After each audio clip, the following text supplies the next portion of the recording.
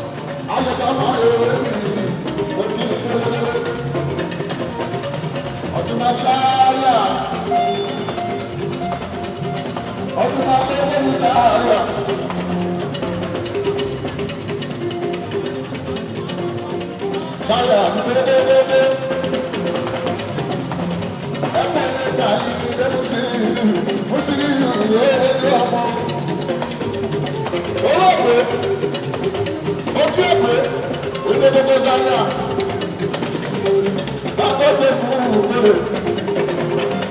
everybody was 17 of November, Defense Minister, Koko Zaria, come on, Father, I will have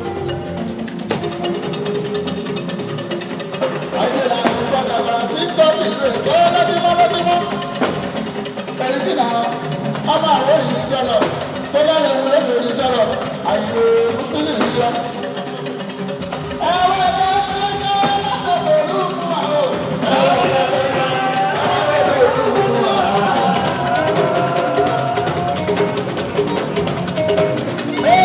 Bẹ́ẹ̀ni bá pẹ̀ka ẹ bá ṣọmọ ẹ má bàbẹ̀ jẹ́ ẹ tó ní mọ́ lẹ́yìn wá pẹ̀ka.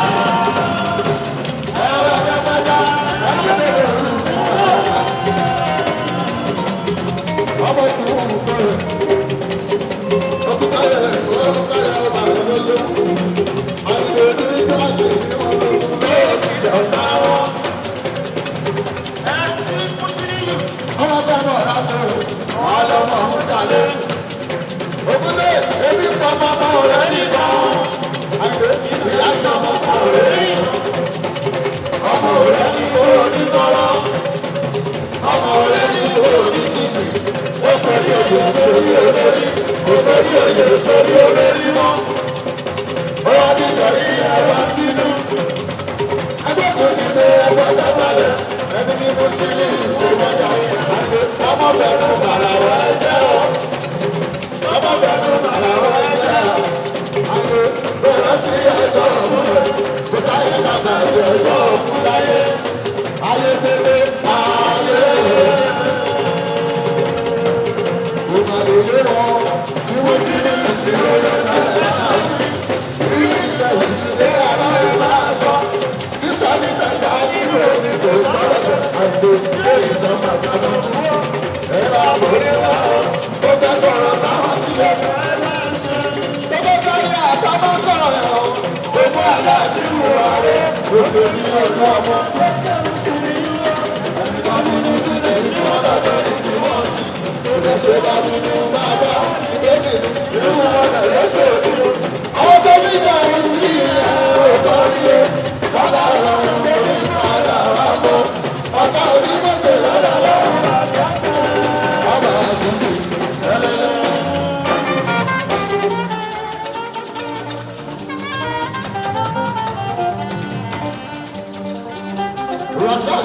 lóde. Àgbáwo.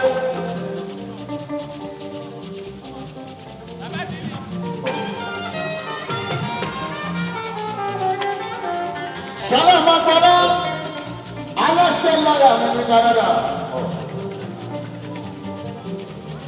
Lọ́yà mi ní Canada, Sọlá Magbọ́lá.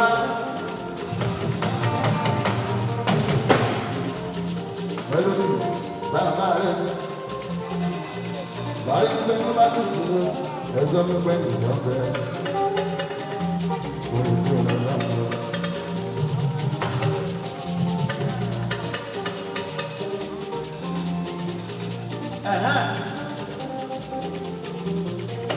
Ọgbọ̀n wájú wa nígbà máa wò wá pé ọgbọ̀n wájú wa. All right.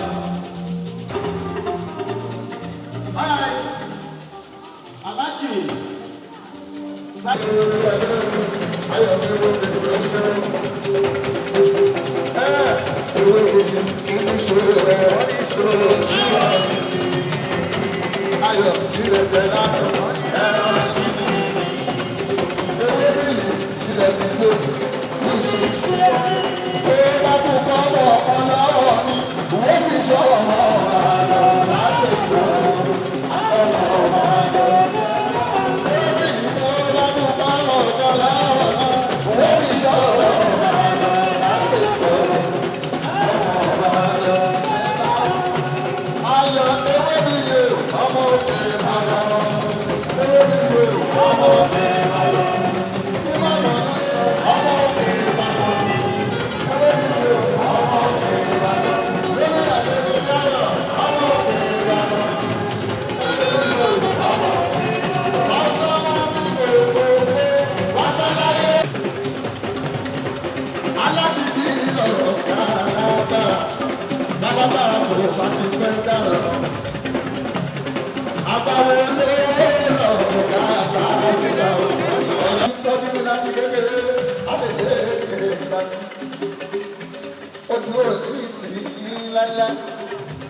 Ọkọ̀ alájà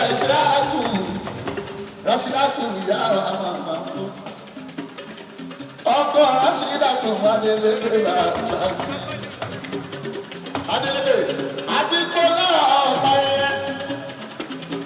Ọkọ̀ Rashidatu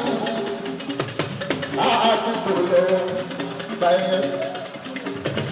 Akẹ́rẹ̀jẹ̀ olórí wa ìdí o. Akẹ́rẹ̀jẹ̀ olórí wa lọ́wọ́. Ẹ̀yin làwọn á lòdì lórí. Àwọn afẹ́fẹ́lá ẹ̀yin làwọn á lòdì. Bàbá mi ni jọ yé ló má bàtà wá o. Àbúrò